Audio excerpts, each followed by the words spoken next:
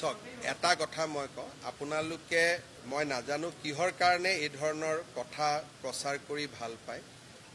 NDDBয়ে গীৰ গাই কেইজনীমান লৈ আহিছিলে এটা এটাকৈ গৰুকেইটা মৰিব আৰম্ভ কৰিছিলে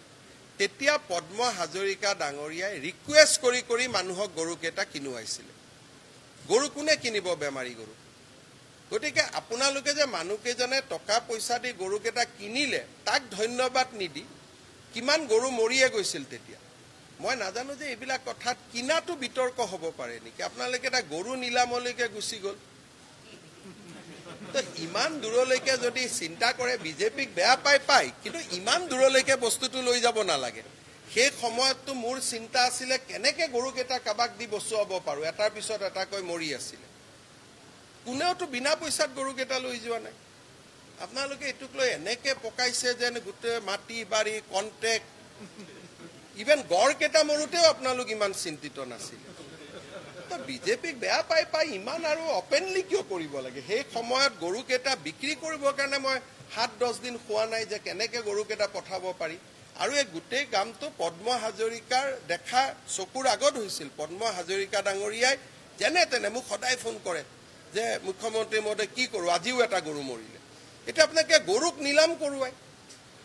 নিলাম কৰিবৰ কাৰণে তো মানকাছাৰৰ পৰা সদায় গৰু ধৰি থাকো যদি নিলামত গৰু কিনা মানুহ আছে অসমত তেতিয়াতো গৰু আমাৰ হাতত হাজাৰ হাজাৰ গৰু আছে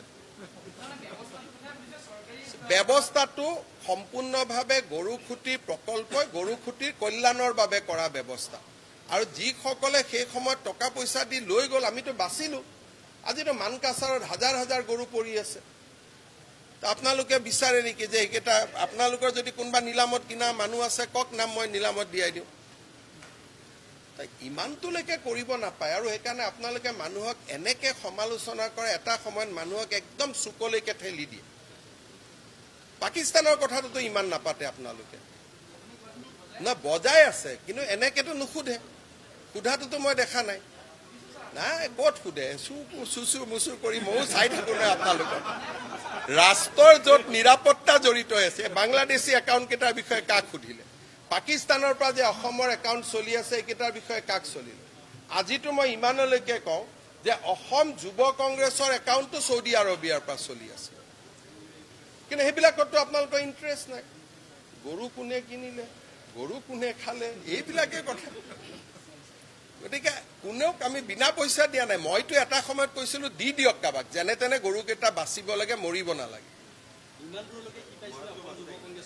একদম মই আৰু এখন প্ৰেছ কনফাৰেন্স কৰি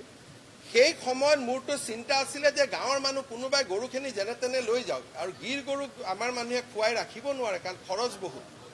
কোনোবা মন্ত্ৰী বিধায়কে লৈ গৈছে আশীৰ্বাদহে পাইছে গৰু এটাক জীৱন দিয়াটো দুনিয়াৰ গৰু যে ধুবুৰীত কাটি কাটি মাৰি মাৰি খালে তাৰ কথাটো আলোচনা নহয় আপোনালোকে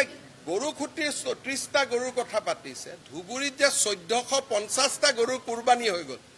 সেইটো কথাটো কোনেও পাতা নাই ক'ত পাতিলে এইকেইটাতো চব চুৰি কৰি অনা গৰু আছিল এইকেইটাতো দেখা দেখি কিনা সেইকেইটাতো চুৰি কৰি অনা এই যে গৰু মাংসবিলাক লৈ গৈ যে নামঘৰ মন্দিৰৰ সন্মুখত ৰাখি আছে এইটোতো আলোচনা কৰা নাই